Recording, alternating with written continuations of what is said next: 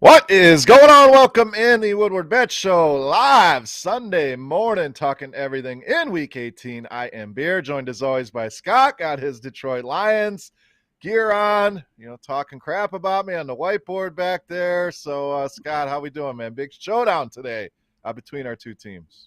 Yeah, absolutely. It's always fun when we can talk shit to each other about our two teams. But Chris, I don't have much to stand on other than, the Packers have struggled in Detroit here recently. I think they're 0-4 against the spread their last four times visiting Ford Field. But yeah, quite the difference of two worlds. We got the number one seed in the NFC, and we have the worst team in the NFC. So, hey, it's NFL football. It's week 18, so anything can happen. But we'll see. But yeah, cheese makes me fart, buddy. Lactose intolerant. So no cheese for me today.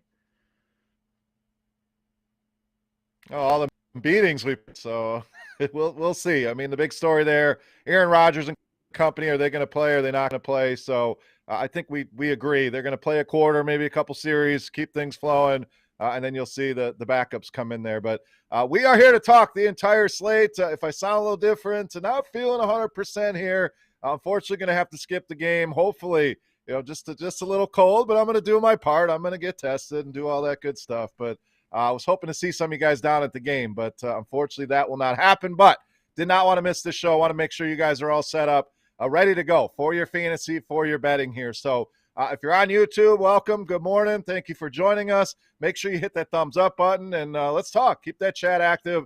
We'll try to mix in as many of you guys' questions as possible. Make sure you're following us on Twitter as well, at Woodward Bets. And if you're hearing us on your favorite podcast stream, do us a favor. Leave a review. We want to grow this brand here with Woodward Bets. So we appreciate all of that. So, Scott, kind of thoughts yesterday. Not a ton going on in the sports world yesterday, but anything you saw stand out?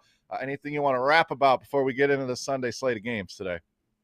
Well, I know last time you and I did a show together, that was on Friday, and man, we were hot. We did pretty well with our best bets, and Chris actually went out to the Fires Keeper Casino, parlayed our bets, and actually was silly, threw an extra one in there, the Utah getting 13.5, and Chris, it cost me a pretty hefty 14 parlay by a half point. You want to talk, and they literally were winning by 13 in like the start of the fourth quarter, that being Utah, and man, that was a rough one there. Literally, the only time they were covering was the last second of the game, and cost me a pretty hefty parlay, 1,300 and some. But hey, we were close. We were getting there. If I would have bet every one of them individually, like I should have, I definitely would have been ahead. But it's always fun to have a nice sweat like that. That's for sure. Yeah, absolutely. It's always the one part of the parlay, and there's a lot of promotions out there. I know FanDuel, DraftKings have done a good job. Put a parlay together. If one leg misses, I believe they call it parlay insurance. So there's some fun ways to kind of combat that, but it's always one by a half a point. Parlays are fun. Just do it responsibly. Don't get too crazy. They're hard to hit. That's why they gave you the odds on them like they do. But we did have some football last night, Scott. Kansas City survives in Denver. Denver controlled the majority of that game. Chiefs end up winning 28-24. And then Dallas. I know there was a lot of talk of they're going to rest their starters. Nobody's really going to play a ton. And we saw Dak go out there and light it up, set the single-season Dallas Cowboys touchdown record, 51-26 in that game. Philadelphia sat everybody out as well. So anything you saw last night surprise you? I think Dallas playing that deep into the game was a little bit surprising. Yeah, that for sure. I actually only expected Dallas to maybe run out there at halftime, but Jerry Jones, finally, he told the truth, Chris. Usually when he, spouts off and says, we're going to play all our starters, whatever else, it never works out that way. But, yeah, yesterday, Dak, they look good. They wanted to, to me, Chris, I know you've mentioned it before. I think that's the Packers and Cowboys race. I'm not as big high on the Rams as I once was. I do think it's the Cowboys and Packers here that have a good shot at getting to the Super Bowl from the NFC. So we'll see. Maybe Aaron Rodgers and the boys you've mentioned before here, that they've sat out before in the past and kind of struggled with that break, knowing that they are going to get that first round bye. So maybe we do see Aaron Rodgers and the boys for maybe 2-3 quarters. But, Chris, I'm still of the mindset they're going to let Rodgers and the boys play maybe one quarter. I'd be surprised if they get in there past the first half today. Yeah, Matt LaFleur, he's pretty hard-headed too. There's been a lot of conversations. Does Aaron Rodgers run this thing? And we've seen that he does not. He's not always going to get his way, and that's what kind of led to a lot of disputes in the offseason. So I think this is the perfect kind of compromise. So, all right, we'll let you play a little bit. We'll give you a couple series, keep things moving, and then we're going to sit you down. So, again, maybe a quarter. So we like the first quarter bets. We'll dig into some of those as we get closer to that Lions game. But Scott, let's dive right into it. Again, if you guys are out there, you got questions, you're still playing fantasy, we're still betting all these games. So shoot them off there in the comment section, and we will mix them in here to the show. First game up, Scott, we got Indy and Jacksonville, Indianapolis. Obviously, huge double-digit favorites here in this game against Jacksonville. We're talking over 2 touchdowns. A lot to play for here for the Colts. Does Jacksonville have any shot here of slowing this team down? Jonathan Taylor needs a ton. I mean, he needs 200-some yards to get to 2,000, but still some goals, some milestones in sight for Jonathan Taylor. Are you prioritizing him in fantasy? And which way are you betting this one? Tough to bet the Jags right now, but do you want to lay double digits here with the Colts on the other side? Yeah, it's tough to bet on the Jags, but Chris, I mean, come on, all of us football fans, are we not rooting for the Jags to win today? I mean, not because of the Lions. We don't care about that. We just want to see a situation if the Chargers and Raiders can collaborate and come together and tie later, if that's the chance. If the Colts lose to the Jags today, both those two teams can get in with a tie. But Chris, I just don't see it happening. I mean, but they are 1-11, that being the Colts. 1-11-1 their last 13 meetings against the Jags. They're 0-6 in their last 6 meetings down in Jacksonville. But man, I think this is a game here. Chris Taylor should eat here pretty heavy. I would expect a pretty decent game out of Chris Taylor here today. But yeah, I think that is definitely interesting. If they do get the win here, Chris, I actually would like to see what would really happen here if those two teams did have a chance to tie and they, maybe got in the fourth quarter and they were close to tying. I would like to see what ends up happening there. But Jacksonville is like 19th against the running back.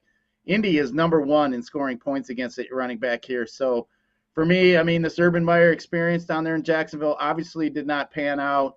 We'll see what kind of coach they bring in next year. But yeah, missing Robinson, missing some of the guys there that they have. Trevor Lawrence does not look good at all. So for me, I would say the Colts should roll here. But week 18, you never know if they sit some starters. But yeah, I think this game here definitely has potential here for just a pure smash ass whooping here by the Colts. Yeah, Samuel Lang in the chat wants the over on this one, over 44. I don't hate that. You need Jacksonville to do their part. Are they good enough to put points on the board? We had Dan Bach on the show earlier this week talking about Trevor Lawrence has about 1 or 2 touchdowns over the last 2 months. So that's my concern, is that it just gets ugly. The Colts kind of grind them into the ground. I think I'd rather be on the Colts side, but honestly, Scott, I'm probably staying away from this game. I think there's better spots this week. As far as Jonathan Taylor goes, I think most people in DFS are going to have a debate. Do I want Jonathan Taylor? Do I want Cooper Kupp? On FanDuel, it's a little bit easier if you want to try to cram both of those guys in.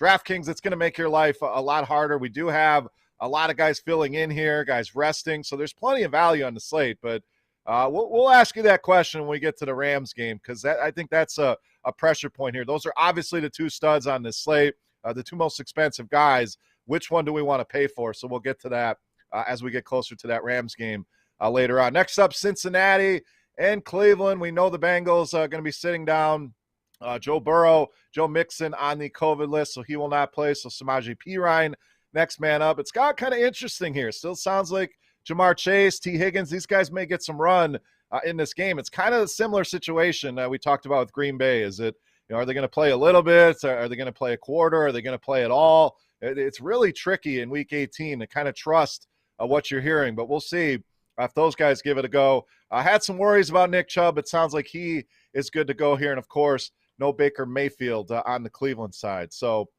this one, low total. Cincinnati favored here on the road, 3-point favorites. Thoughts here? Kind of an ugly game with a lot of backups playing in this one.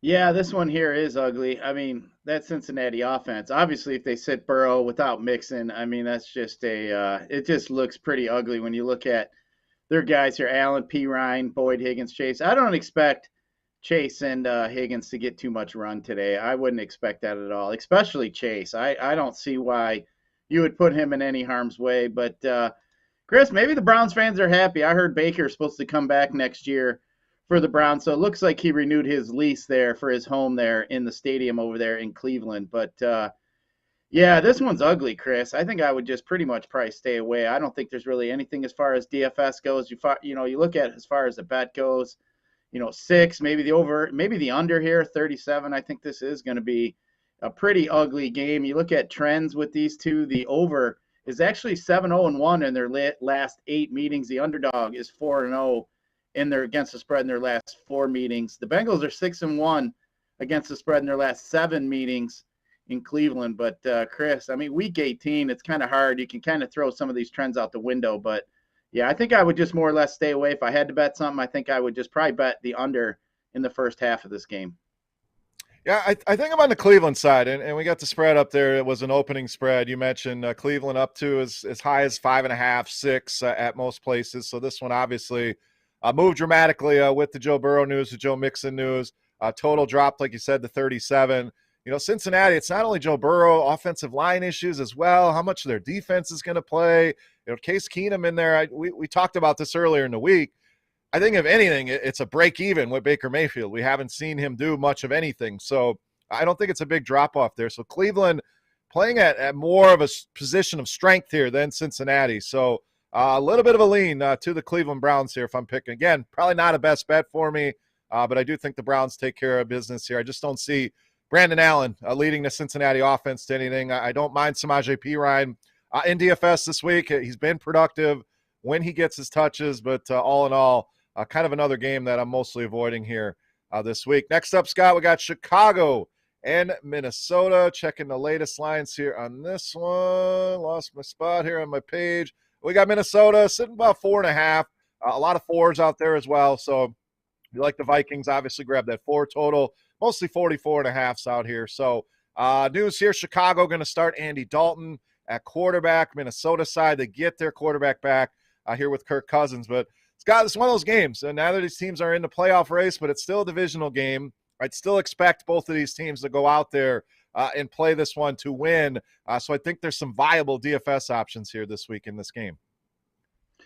Yeah, I mean, obviously it looks a little better with Cousins coming back. And Chris, I mean, could Zimmer be done here in Minnesota? There's rumors that this could be his last game here in Minnesota. So, usually in situations like this, I kind of like to think to myself, is this guy liked here? Is he not? Are they going to come out and play for him here today? But I do think this is a game both teams are going to give it a go here. The Bears, I think they're better with Andy Dalton, Chris. I think Justin Fields has just been just terrible this year. But with Dalton, I mean, I think he's a guy, he likes to look for Mooney. I think Mooney's an interesting play in DFS today. But, yeah, I think this one here, truthfully, Chris, I think I'm going to lean the Bears a little bit here in this one today. I think Minnesota may have mailed it in here. I think the Bears are still fighting. Obviously, we know Nagy is probably going to be gone there. But, I mean, some of these guys are going to be looking to play, maybe for some tape, get some good tape on for themselves for next year. But, yeah, I think this one here is one that the Bears, that I'm leaning Bears. I kind of like the over in this game. I think we'll get some scoring here. I don't necessarily agree that Dalton is better than Fields, and you got to give him a little bit of a leash. Yes, he has certainly struggled. We've seen that out of a lot of rookie quarterbacks, but his ability with his legs, I think, just gives them another weapon here. David Montgomery, a guy I think you can go to in the spot. Allen Robinson is cheap out there. I like Mooney as well. Minnesota side, we know it's the usual suspects. I don't mind going back to Dalvin Cook. Coming off that horrific game, I think he'll have minimal ownership here, and Justin Jefferson is always in play as long as Kirk Cousins is under center. So a lot of plays I like here, Scott. That tends to lean me to an over, so I'm going to go over on this 44.5. Next up, Pittsburgh and Baltimore. These two teams technically still alive, Scott. I mean, it's going to take a miracle. They need a lot of help. Again, we talked about this on our Tuesday show, so hopefully you guys caught that. Baltimore 5.5-point favorites here. Another low total, kind of the theme of this week, sitting at 42. The big news here, no Lamar Jackson once again for the Baltimore Ravens. He will miss this game Tyler Huntley under center, who I do like. We've seen him be very productive and when given opportunities. So outside of that, we had a little bit of a scare with Deontay Johnson hitting the COVID list. He is back. So all systems go here outside of Lamar Jackson. So what are we doing in this one, Scott? Yeah, that's another set of teams here, that being Pittsburgh and Baltimore. They need the Colts to lose here to the Jags, and if that's the case, and the Steelers could win, get into the playoffs with a win here. I mean, Deontay Johnson coming back. This could be Big Ben's last game here, final hurrah. So for me, I think this is a game here, Chris. I actually kind of like the over in this game. I think Huntley's actually, I mean, he's not too far off from Lamar. I mean, as good as Lamar has been, Huntley just looks that good as well. So we know that Andrews has just been a beast here so far here, but the Steelers are pretty good against the tight end, which is obviously we know the strength of Baltimore. Baltimore number one with tight end. Pittsburgh in the top 10 and giving up points against the tight ends here. But yeah, I think this one here is a game that you could actually see some points scored. I know with this low over under, but I just think Pittsburgh is in a spot here where Ben's going to want to go out as a winner. I think Deontay Johnson and Claypool could have a pretty decent day. We've seen Baltimore struggle mightily against the pass here, Chris. So that's why I kind of like the over. That's what I'm going to ride with. And for me, I'm going to probably have some pieces of maybe some of this Pittsburgh passing game as far as maybe like Deontay Johnson, maybe a Claypool in some of my DFS lineups today. Yeah, this spread has kind of moved. We talked about, I liked it a lot at 5.5. It's down to about 3.5, Scott, at a lot of places here. So I think the Lamar news, I don't disagree with you. I think Huntley has given us 90% of Lamar at least. You can make the argument he's been better than Lamar, and they're doing that in the chat. Joey 2 times with us, our boy that's here every single week, so good morning to him, says Huntley over Lamar, and I can't argue that. One funky Lions fan back talking about Baker. I should do a commercial about him getting evicted, so I thought that was pretty funny. We know somebody said earlier in the week, hopefully he signed a long-term contract doing these insurance commercials, because that may be all he has here in this football world. I don't know how long he's going to be the quarterback here for Cleveland. So Samuel Lang chiming in again. He's taking Minnesota in that game. So the chat very active this morning. Love to see it. I'm still on Pittsburgh here, Scott. Even though it's 3.5, I liked it better at 5.5. I just don't see any reason why the Ravens should be a favorite right now. They're not playing at a great level. I think this game will be very competitive, probably come down to a field goal. And I'm more on the Pittsburgh side as far as skill players go. I like Johnson against the secondary. We've seen guys light them up each and every week. You can go to Claypool. Ray McLeod has been getting a ton of targets. He's cheap. Even Freiermuth. Other side, I don't mind rolling Huntley out there. And if you do, I think you got to have Mark Andrews with him. Those two have had one hell of a connection. So he's expensive. You normally like to pay down at your tight end and spend that money elsewhere on guys like Taylor and Kupp, but I do like that pairing today. So I don't hate an overplay here either. I do think we'll get some points, but give me the Pittsburgh Steelers here, plus the 3.5. All right, next up, Tennessee and Houston. We had, rumblings that Derrick Henry activated. Is he going to play or not? I think we both said I doubt you're going to see him. Was not activated for this game. Tennessee still sitting at 10.5-point favorites at most books out there, 42.5 for the total here. So very simple for Tennessee, Scott. Win, and you are the number 1 seed in the AFC. I love Deonta Foreman in this matchup. I mean, he's not quite Derrick Henry. We know that, but this team loves to run the ball. He's been fantastic here. Gets a matchup with his former team. Big favorites here. He is the guy I want to go to on the Tennessee side. Houston side, I do like Brandon Cooks. Good matchup. Likely playing from behind here. So a little skinny stack. One guy on each team for me, Foreman and Cooks. What about you, Titans, Texans?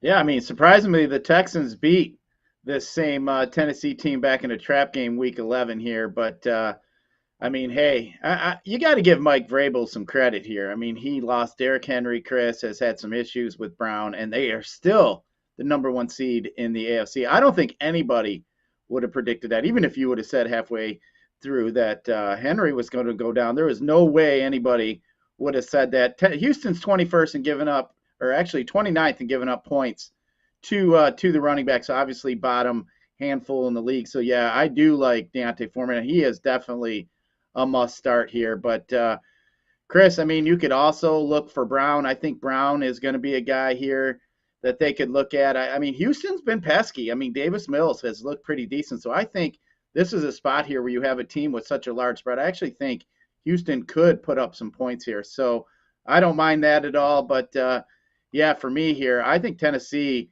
is going to look to just beat up Houston here. They want to continue to keep that number one seed. Obviously, that is a huge thing to have to come down to Nashville instead of them having to go to Kansas City or over to anywhere else. Actually, I'm having a brain fart. Who else is up there? But for me, I just think here in this game, I'm just going to roll with the Titans and Deontay Foreman. So I like Foreman, but I think I'm on the other side as far as a bet goes. You mentioned Houston playing pesky. They're at home. It's a division rival. You have an outside shot of kind of ruining their chances at the number one seed in the AFC. It's going to take a lot of dominoes to fall, but I think Houston hangs. Tennessee probably wins this game, but I don't know if they go in there and blow them out. So, again, I like Foreman. I like Cooks. I like going on both sides of this game, but as far as a bet goes, I'm going to take the home team here. 11 is a lot of points in the NFL, and they've been, again, pretty pesky in some of these games. So give me the Houston Texans here, plus the 11 points. Next up, maybe the worst game of the week, Scott, Washington and the New York Giants. News-wise, Antonio Gibson back on the Washington side. The Giants down to Jake Fromm at quarterback. We will not see Mike Glennon here.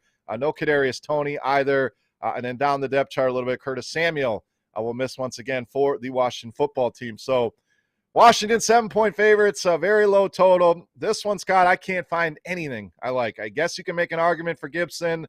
I think he's going to have some traction in DFS, but this is one of those games I'm crossing off the list here today. I just have no interest here in Washington and the Giants. I do not blame you one bit, Chris. I was looking at the same thing. It's just hard to pick something up. Both these two teams, I mean, you can't even consider really playing anything on the Giants. They've just been absolutely horrible. But I think I would just rather sit this one out, probably turn off the TV if I had to watch this one. If I was stuck in New York or Washington, I don't even think I'd be excited to watch football today. But either way, Chris, I'm not interested in anything here. If I did have to bet, I'd probably lean Washington just because I think the Giants are just so bad. But, yeah, I think Heineke's way better, obviously. If I had to look at it and, Heineke or Fromm, there's no way in hell I'm betting on Jake Fromm. So I'm just going to pass here. But, Chris, I'm actually kind of laughing at the chat here. This Lion Rumble here, one here says he never even went to bed. It looks like he was partying all night. So, yeah, if you got to watch that game there, buddy, you can just take you a little nap. That one's pretty boring. Yeah, I mean, I feel like I've been up all night, so hopefully he was having more fun than I was. But love to see it, love to hear it. We certainly have had our days of the all-nighters. So next up, Scott, we're going to dive into this Lions-Packers game here, and we want to go a little bit more in depth. We started this week with the Detroit Pistons, some Red Wings stuff. So anytime one of the local teams is playing, we want to dig a little bit deeper into some more bets for you guys, give you some more options here. Now, as far as spread total goes, this one's kind of been all over the place, and a lot of that, again, how much is Aaron Rodgers going to play? It's kind of settled in now. Looks like -3. There's still some 3.5s out there. So if you do want to bet the Lions, I see 3.5s at DraftKings right now and at PointsBet. Total is right at 44.5, couple 45s out there. So let's start with the game itself. How do you think this one plays out? What happens here with the Green Bay guys? Do the Lions come out and put an effort on the board? They're still in the running for that number one pick in the draft. Dan Campbell comes out and says, we're still playing all out. We're still trying to win this game. So you're the resident Lions expert here, Scott. Thoughts on how this one works out, Green Bay and Detroit?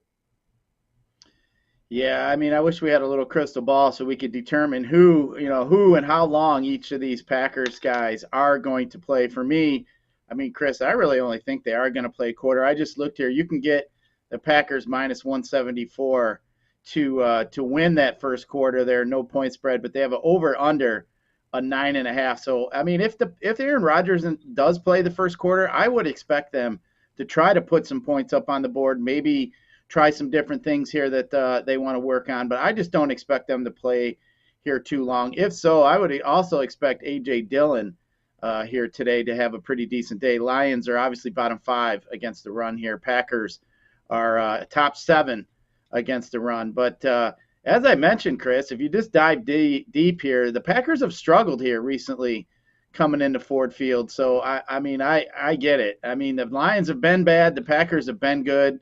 The home team's 4-0 against spread the last 4 meetings. Packers are 0-4 against the spread their last 4 meetings in Detroit. And the Packers are actually 2-7, Chris, against the spread the last 9 meetings. So obviously, as far as against the spread goes, the Lions have actually had the Packers' numbers surprisingly here. But I mean, for me, Chris, as we know, Ross St. Brown has actually become the darling of the season so far this year. A lot of fun to watch him. I think he's a guy here, I think with Goff coming back, that he's probably going to look at today. So I would start looking at some of the props for Ross St. Brown. I think, that would be something I'd look at. Just kind of looking here maybe for some anytime touchdown, Chris, as far as he goes, just kind of trying to pull it up here. Of course, here it wants to argue with me. But, yeah, I think the Packers here may be in trouble. But, Chris, I don't know. It's too hard. It's just too hard to determine how long they're going to play. I think this is a spot here where the Packers may be winning at half, and then the Lions starters here end up beating the backups of the Packers and pull a victory out. But very, very tough to call. Very tough to call because you just don't know. Yeah, I like some of the first quarter, first half stuff, like you said, on Green Bay. I do think they get out to a lead, they do their thing, then they sit down. That's going to allow Detroit to get things going. So try this one out for size, Scott. I found this in the FanDuel Sportsbook. I don't see a ton of player props yet. Those will be populating here shortly. But to score first and lose, Green Bay plus 410. So it kind of goes with our narrative. They come out, they put some points on the board. Some of the first half numbers, Green Bay – 12.5 on their total.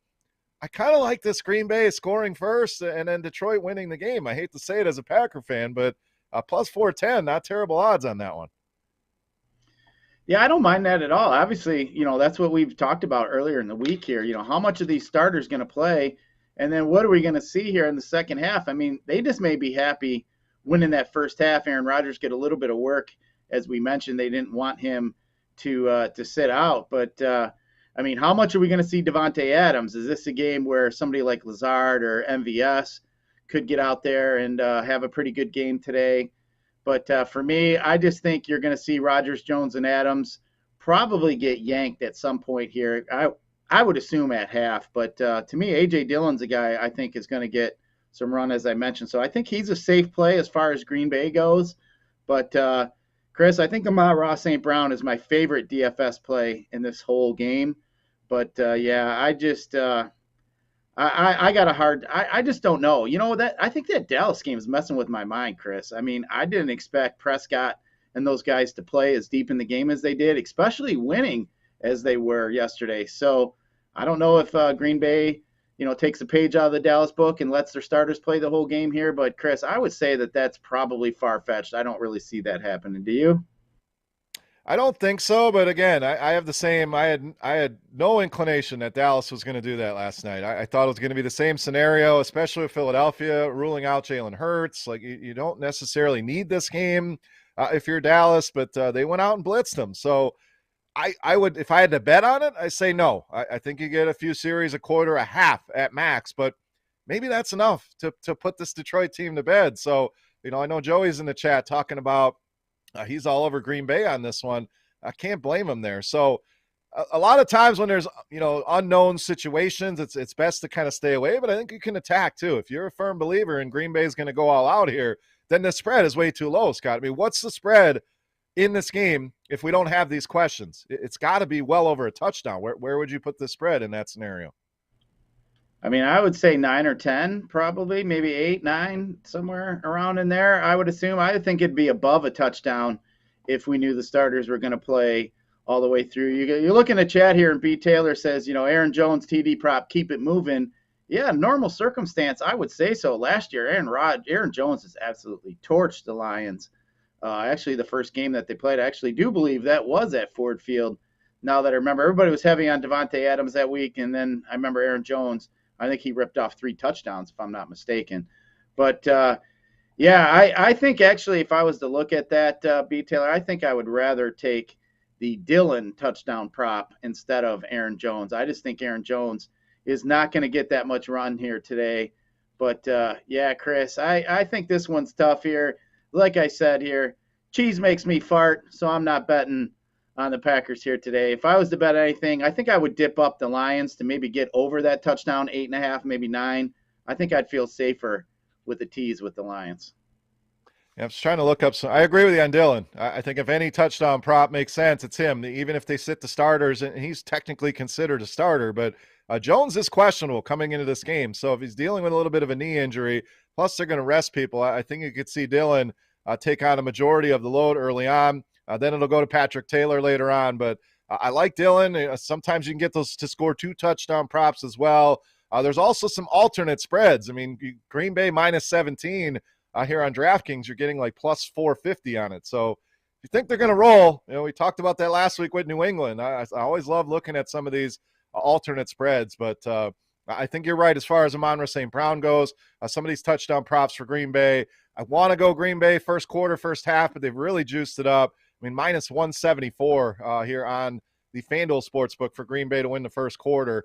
Still want to lay that kind of juice on it. They likely win, but a little bit too high there for me. So, Scott, any other final thoughts here? We dug a little bit deeper on this game. I wish we had more player props to dig into, but it is what it is here early in the morning. So anything else here in this one before we move on?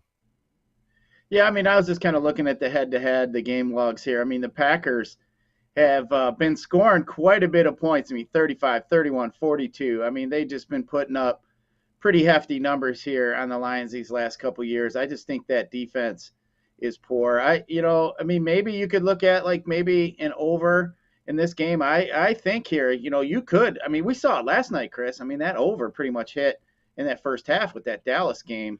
So maybe if I was to look at something, maybe I'd maybe look at an over. But I do like some of these touchdown props. I like what you're saying there about that plus 410 for the Packers to score first and lose the game. You get 4-1 odds on that.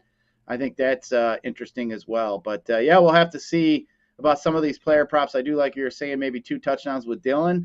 I mean, you can get that. I'm going to guess you're going to get that maybe 9-10-1, Chris. I think, you've got a pretty good shot at getting that. All right, let's move on to chat. Very active talking this Lions-Packers game. So we love to see it. You guys keep that chatter going here on the game. Lots of different bets in the chat. Lion Rumbles talking about how the Lions always cover. We had a 38-23 prediction there in the chat. So love that these guys are up early, hanging out with us, talking some Lions football. Week 18, a team destined to be a top 2 pick in the draft, and we see why the fandom here is so strong. Still very passionate each and every week. So love to see it here, guys. Let's keep moving here. New England and Miami up next, Scott. This one, New England, obviously a lot on the line.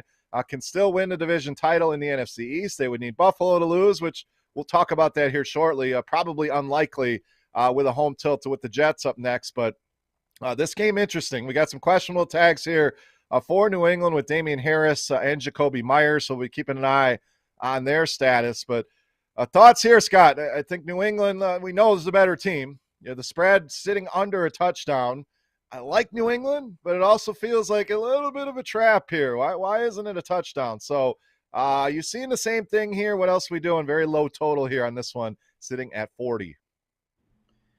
Yeah, this one is interesting for me. I mean, Miami did beat New England to start off the year. I just don't see any reason that Miami has, that they're going to even have a chance here today. I think New England absolutely smashes them here, Chris, to tell you the truth. I just think New England does have some opportunities to potentially better their position in the playoff race here.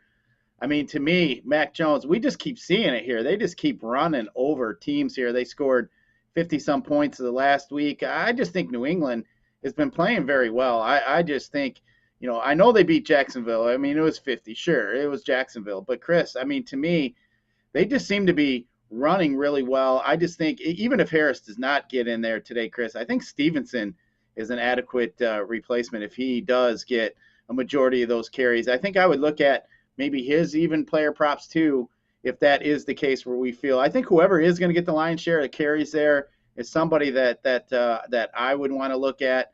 Miami is tough against the run. They are in the top 10, but we've seen it here before where these Pats are just going to stick to their game plan. They're going to run, and I think that is what they're going to do. The Pats now do struggle against the Dolphins, but For me, I just think here that this is too big of a spot here for the Patriots to be messing around. I mean, if all the division leaders lose, Chris, they could actually become the number one seed. I know it's far-fetched, like we mentioned, but playing it early here at this slot here, I don't think Belichick is going to leave anything out there to be had. I think he's just going to try to do his best to put it on the Dolphins here. Yeah, I agree with you on Ramondre. If it's not a great matchup, but he is discounted out there, 6,500 on FanDuel, DraftKings 5,900. So they're going to run the ball regardless, like you mentioned. I don't think they're going to put this game in Mac Jones's hands unless they have to. And if they're missing Jacoby Myers, I think you're going to see him go even more run heavy here. So we had a New England and an under parlay in the chat. I tend to agree with that. I feel like this number is a little bit of a trap, but I do think also that New England is going to go in and handle their business. So give me the Patriots here in this one. Next game we just talked about, the Bills and the Jets. Bills massive favorites here in this one. Looks like 16.5 here, Scott. So a huge number here for Buffalo. They win. They are the AFC East champions. I just don't see the Jets coming in and giving them any sort of competition. But can they stay within the spread? Do they do enough to keep this thing close? Another low total here at 40.5. So the Bills, a lot of ways you can go. Josh Allen is always in play. Pair him with Diggs. Pair him with Gabriel Davis, Cole Beasley, Devin Singletary, another guy I really like today, paired with the Bills defense. Mainly staying away from the Jets. I think if you do anything, Jamison Crowder looks like the last man standing in that receiving core. So maybe you use him as a run it back. But Scott, feels like the Bills should trounce the Jets here in this one. Yeah, I mean, the Jets are just, as Barkley would say, just terrible. They're just terrible. But, I mean, the Bills here, I mean, Chris, I mean, how long has New England dominated that division? If the win here, they can win their second division title here. We know New England just dominated that division for over a decade. But, I mean, the Bills won 45-17 in New York Week 10. I mean, they're tied for the Patriots. Obviously, we know, I mean, if they do lose, that being the Patriots, the Bills could skip over them. But, I mean, Zach Wilson, he's just looked terrible. I can't look at that. I do like you're saying there with that Buffalo defense, but man, I mean, you mentioned Singletary. He did have a pretty decent game last week. The Jets are dead last, as we know, against the running backs. We've always are trying to attack the Jets when it comes to backs. But Chris, I mean, just kind of looking at this game, 16.5, that is just such a large number. But there's a few teams, Chris, that I don't mind laying these large numbers. New England being one of them. Buffalo's another one. We see these teams, they just continue. They don't care what the score is, Chris. They're just going to continue to try to score. I mean, we saw a few weeks ago when Buffalo was smashing. Next thing you know, they're still throwing balls around the Diggs. He's still out there. So I do like that scenario where you could just see a pure just roll over here. They're just going to roll over the Jets. I think the Jets have mailed it in. So for me, give me Buffalo here, and I'm not afraid of that 16.5. I actually think that they can cover that. Trying to look up some these are the games I like the alternate spreads on, where if Buffalo rolls, they're going to roll by 30 probably here against the Jets. So trying to pull these up, but I agree with you. I just don't see the Jets. Zach Wilson and company, potential weather issues there is always something you got to think about here with the Buffalo Bills as well. So. Let's see, alternate spreads here. How high can we get you can get the Jets plus 42.5 here on FanDuel. Buffalo, it goes as high as 42.5, but let's say 27.5, plus 340, 30.5, plus 460. So, if they roll, they win big. These are some of the bets that I really like to look at. Parlay some of these together is always a lot of fun as well. Doesn't cost you a lot to grab a few of these alternate spreads and put them all together. So just something else to think about here. Buffalo's defense squarely in play here in this one as well as a DFS play. So lots of ways to go here with the Buffalo Bills. Next up, Scott, Seattle and Arizona. Seattle eliminated. Arizona kind of locked into where they are at as far as injuries go. We know Hopkins will remain out. Rondale Moore is out. Chase Edmonds is out. James Conner is questionable here, expected to play, but most of the injuries here on the Arizona side. So Seattle, we've seen some life out of them. Finally, it's been a horrific season, but finally got some big games out of DK Metcalf, Russell Wilson. What are you doing with this one? Do they have any shot here in Arizona? Yeah, I mean, obviously with Arizona sitting, the players that they are, I mean, especially without that running back James Conner, I mean, I don't know how much run they're really going to give him today. I mean, he's hurting. I just expect them. I think they're just going to probably. I think they may even hold him out today, Chris. I don't even know if he's going to get that. I would expect him on a pitch count. Actually, I just don't see them wanting to try to move forward with with James Conner being hurt. And he potentially put him in more risk is for me. I mean, the Cardinals do have plenty to play for here, but for me, Chris, I think it's a Kyler Murray day where you could see him throwing the ball around, maybe like a Zach Ertz, maybe a Kirk today is somebody that I would look at. I mean, he did catch 8 passes, 88 yards, and 2 touchdowns the last time they played. So, maybe here, I'd look at maybe an over here in this one here. I think both teams could put up some points. I think Russell Wilson with DK Metcalf. Pennies look really good. I mean, if you've picked up Penny in your season long league, Chris, you might be pretty happy with that guy because I do know in quite a few leagues it was Penny in the Ma Ra St. Brown show the last month here. So, Chris, I'm not really sure. This one here was kind of tough for me. I was kind of looking at it here. Uh, I don't really have a strong lean either way here. If I think I was to look, I think I would bet the over, one of the higher over under of the day. But I think I would look at a game here, especially if the running side, the running game attack of Arizona is going to be limited.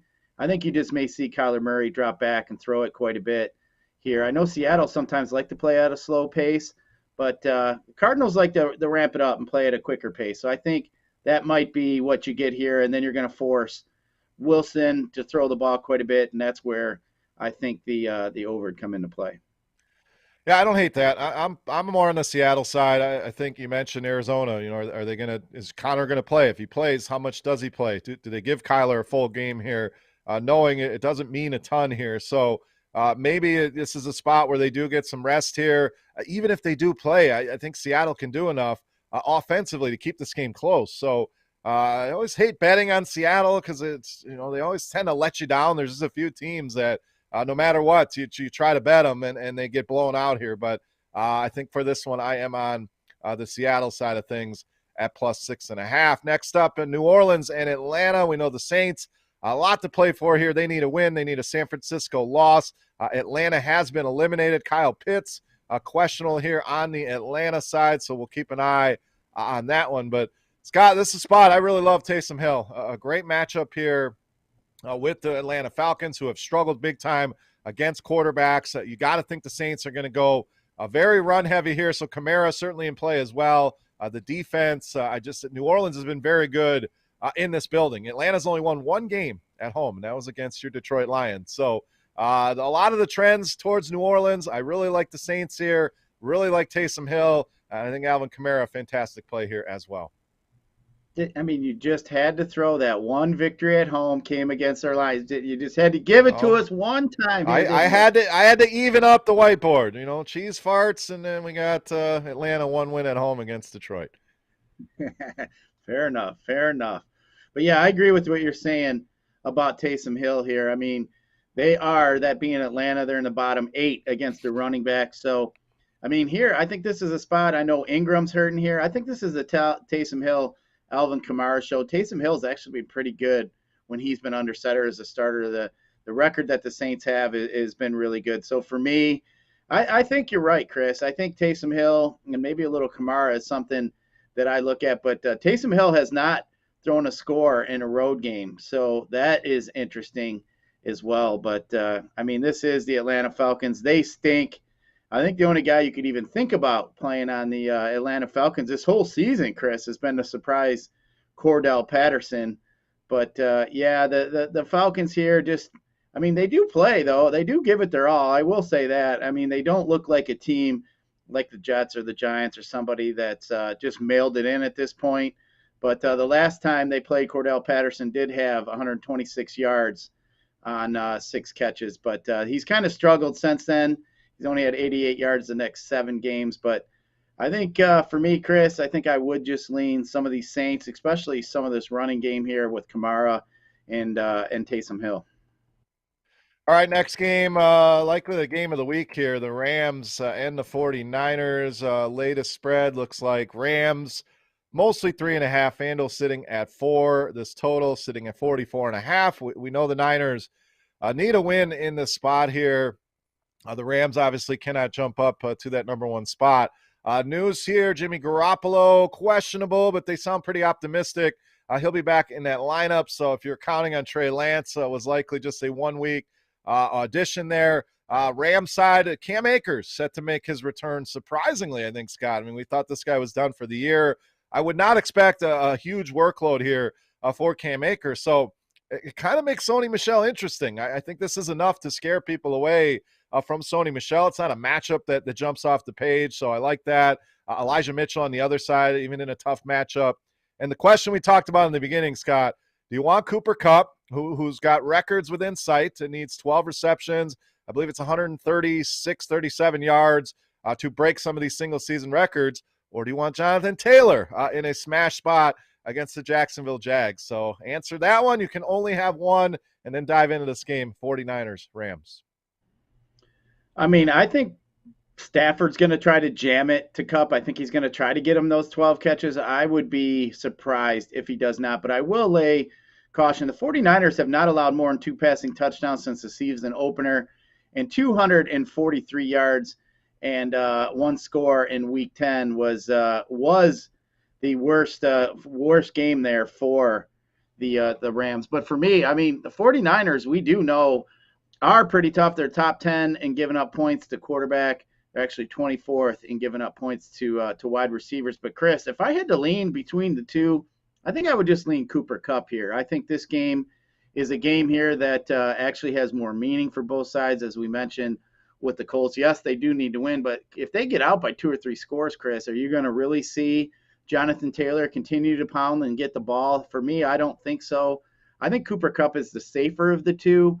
And, I mean, we keep seeing it with these narratives where these players got to get to certain numbers. I mean, they just go after it. I think Kupp has just had such a good season. They're right there on the doorstep. I don't see any reason why Matt Stafford is not going to try to jam the ball to Kupp today. And as you did mention with Akers being back, I did read they're going to have him on a pitch count. They said he looked really good in practice. So I think they just want to get him banged around a little bit. I think they want to rough him up a little bit, get him some game action before these playoffs here start. But really interesting here as far as these Rams and 49er game, Chris. I think this is the one, Chris, I'm actually looking forward to watching today on top of that 8:20 game. But for me, this is the game that I'm going to probably have me some food ready to go, and this will be on my main TV. And we'll see how Stafford and the boys do here against 49ers. Yeah, this one obviously huge. I think I'm with you on Cooper Kupp, and it could be DraftKings. We tend to lean to that PPR, so you want him over there. Those records in sight. We expect San Francisco to keep the game a lot more competitive than Jacksonville will. We know touchdowns way more over on FanDuel. So if anything, you're debating between the two. I think FanDuel is probably your spot for Taylor. Again, over there, you can fit them both. It's certainly capable, and you can do it on DK. It's just it makes your life very, very hard cramming both of those guys in there. But I think we both agree on Kupp here. Any bets here? I like San Francisco to keep this one close, Scott. So Niners for me, I don't hate an overplay here either. Any thoughts on this? 3.5 looks like the number again. Yeah, I think that extra little hook has got me scared, Chris. I think I'd like it better at 3. So if you can shop around, you can find it at 3, that being the Rams. I actually do like the Rams here at home. But you know what, Chris? I'm going to look at, as soon as these player props, I'm going to keep looking here at these Cooper Kupp player props, Chris, because I think if you can jump on that right away, you'll probably get better numbers here. If you bet on that closer to 1 o'clock, everybody's going to be watching, the Fox pregame show, the ESPN pregame show, and that is going to be something that's going to be talked about, some of these guys catching these records. So if you can get on that early, I think that would be best. But, Chris, I mean, what are they going to be able to put that line at for Cooper Kupp at receptions today? I doubt they're going to have that at 12. So I do like the Kupp prop. So I'm going to be watching. As soon as those come out, I'm going to probably be banging on those and maybe even get Cooper Kupp to score 2 touchdowns today, Chris. I mean, we're getting 12 targets, 12 receptions. I think that would be something to look at today too. But, yeah, let me have some Cooper Kupp, some props today. And just kind of laughing here at the chat here, Chris. These guys all talking about how not betting on your favorite team. I've learned that a long time ago, you guys. I mean, there's been many days you're screaming, you're pissed because your team lost, or you want to eat your remote or something like that. For me, just my team winning the game, like Michigan, Ohio State, something like that. I mean, I was invested, just for them to win. That was good enough for me. Maybe make a small little wager with a friend or something like that. But I've given up betting on my teams. This is like a double kick in the nuts, man. You lose your money and then you lose.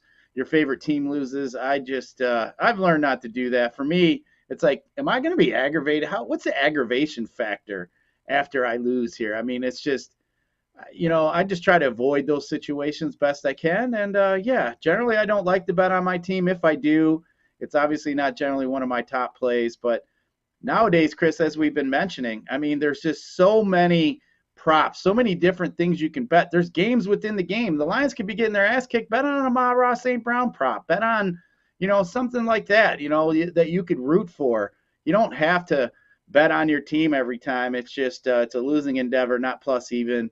But I think there's other ways. I mean, sports betting has evolved so much here recently.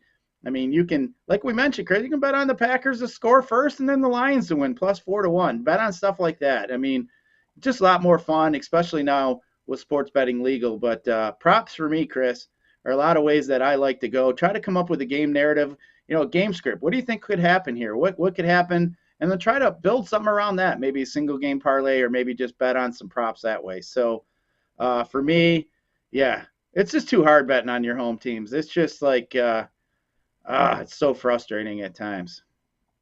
Yeah, I have a good buddy of mine that will bet against his teams locally here. Like, he's a big Michigan guy. He'll bet against Michigan, and that way he's like, I either win money or my team wins. I mean, it's you're like you said, it's the double whammy is where you get hurt. I mean, I'm not doing that, certainly. I tend to leave it alone. Anytime Green Bay comes up, I'm generally pretty pessimistic. I just want to watch the game, hope for the best, grab some of those props, like you said, and then it doesn't hurt as bad. So props have introduced a whole new way to bet. It's very similar, like you were mentioning. Tell yourself a story. It's the way you build a DFS lineup. It is the same thing. What happens in this game? Who do I want from this side? Well, if Jonathan Taylor goes nuts, Jacksonville going to be throwing a bunch. So maybe I want a piece from that side. Like, don't just click buttons, to tell yourself the story of what's going to happen. And are we always going to be right? No. If we were, we'd be millionaires, billionaires somewhere, and we wouldn't be sitting here doing this show. I mean, we still might. We have enough fun with it, but the point is props and things are the same way. And NBA, I love when guys are out and,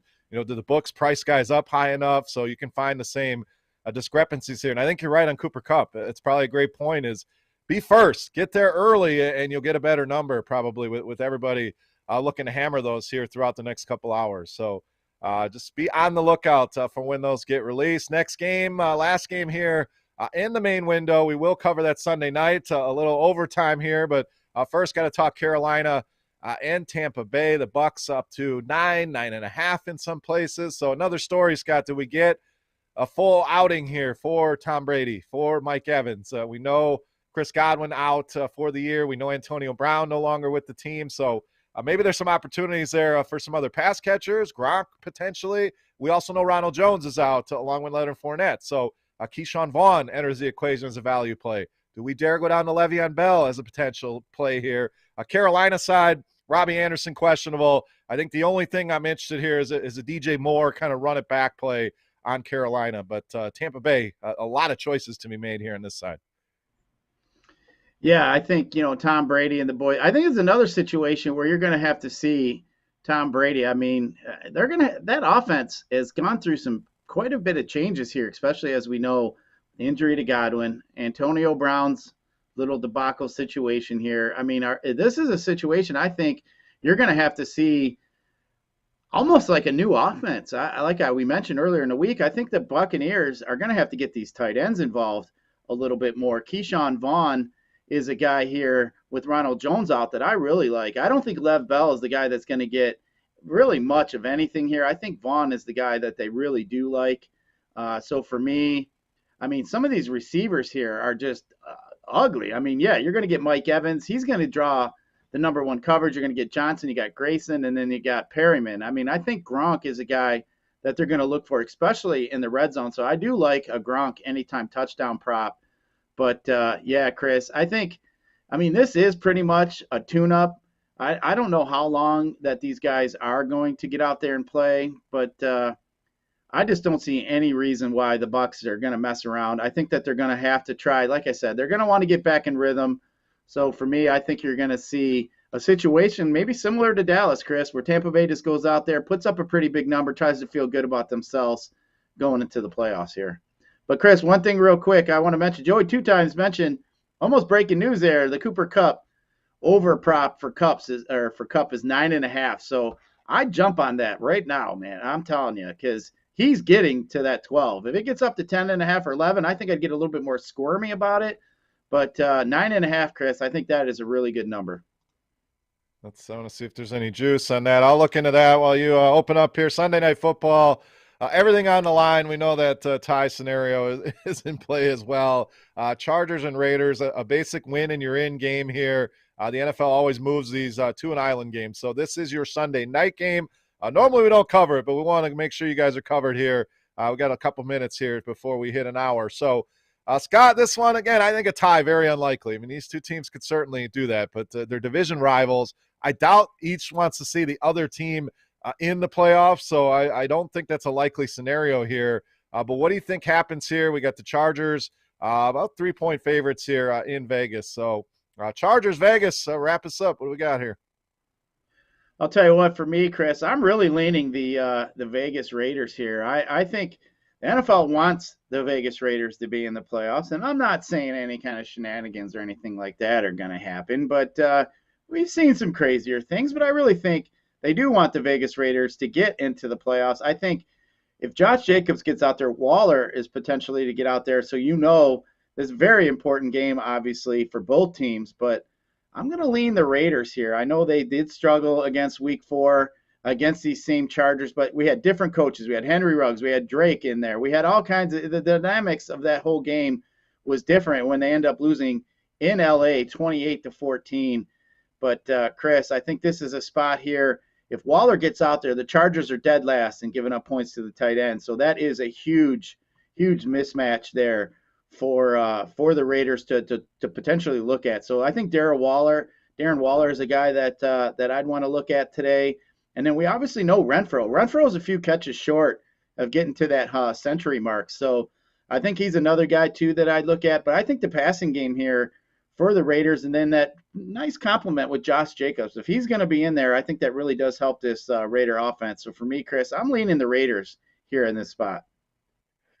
I like the Chargers, but it's another one of those teams that, whenever you think they're going to do well, they fall on their face. So when you think they're going to get crushed, they come out and put an effort on the board. I just look at these two teams matched up. I give the coaching advantage to the Chargers here. I give the quarterbacking advantage to the Chargers. You can go as deep as running backs, receivers, maybe defense. You could lean a little bit towards Vegas with Max Crosby, but I just think the Chargers are checking a lot more boxes here. So this one will be fun, no doubt. This will not be a best bet for me because I don't have that much conviction on it, but excited to see how this one plays out with a playoff spot on the line for sure. So that will do it for the analysis of each and every game here for the first time ever, Week 18. So get a little extra week here in the NFL.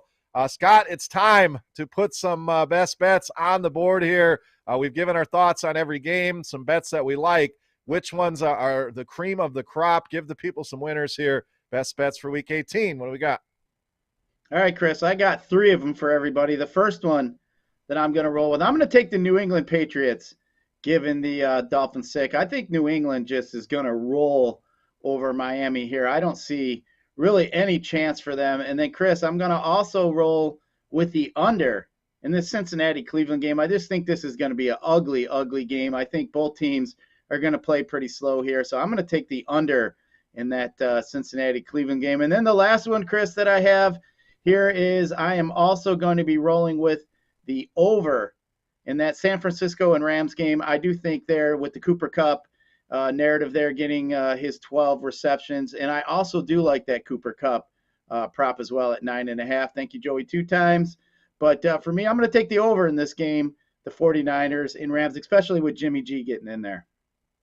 Yeah, Cups, let's see, receptions. I think there was some juice on that. Receiving yards is 116.5 here in FanDuel, so a huge number. Minus 115 on that on Cooper Cup receptions. 9.5, you are paying juice at minus 128 on that one. So if they're going to go out, get them those records, it's an easy win. The juice a little bit higher than you like to see, but you'd rather get it at 9.5 than 10, obviously. So that's the reason that juice is there. As far as my best bets, going to give you some spread bets here today. I'm going to start with my favorite bet. I like New Orleans a lot in this spot. So 3.5 here in this game. Atlanta's been terrible. Nothing to play for here. They've been bad at home. I think the Saints go in and roll them. So I will start with New Orleans. Minus 3.5 as my first bet. I'm going Buffalo, Scott. I think they trounce this team. I like some of the alternate spreads here as well. I could see this one being a 35-3, something like that. So I don't know that I'm going all the way up to some of those high 30s, 40s points, but some of those mid to high 20s I think are something you could look at here. But I love them at that 16.5 number. And then I'm going to go with Pittsburgh. I think this is a close competitive game. I don't think the Ravens should be favored here. Ben's last game, the Steelers, a little bit extra motivation here. So I like them plus the 3.5. So New Orleans, minus 3.5. Buffalo, 16.5. And some of those alternate spreads for me and the Pittsburgh Steelers, plus 3.5. Scott, quick recap of yours. I believe we have 6 best bets on the board, and then we'll get out of here. Yeah, I think, week 18, Chris, like we mentioned, I'd go a little lighter than you normally do with some of these with your bets. I just think there's so much uncertainty that's out there. But some of the ones we tried to narrow down for you, I think you definitely got to look at those. But as always, make sure you bet responsibly. But Chris, it's week 18. We got to break out the money gun to get us some money here before we get out of here. But yeah, looking forward to sitting down, watching some football. Excited here to hopefully win us some lunch money and continue to stay hot with our bets. Yeah, absolutely. Should be a fun day of football. So thank you so much for getting up early to chat. Super active here this morning. We love it. We're going to continue these shows even during the playoffs. We'll have more time to dive into these games when there's not, 13, 14 games on the docket. But thank you so much to you guys for getting up and hanging out here. We appreciate it. Thank you to our boy Kareem behind the glass, producing the show, doing a great job. As always. So enjoy the football. We'll be back tomorrow, our normal time, 6 o'clock, recapping everything we saw. The Cooper Cup break some records. The Detroit Lions get a win against my Green Bay Packers. So should be a fun show recapping everything we saw in Week 18. So for Scott, for Kareem, I am Beer. We are Woodward Bets. Thank you so much for watching. Best of luck with your DFS, your fantasy, and your betting, and we'll catch you tomorrow.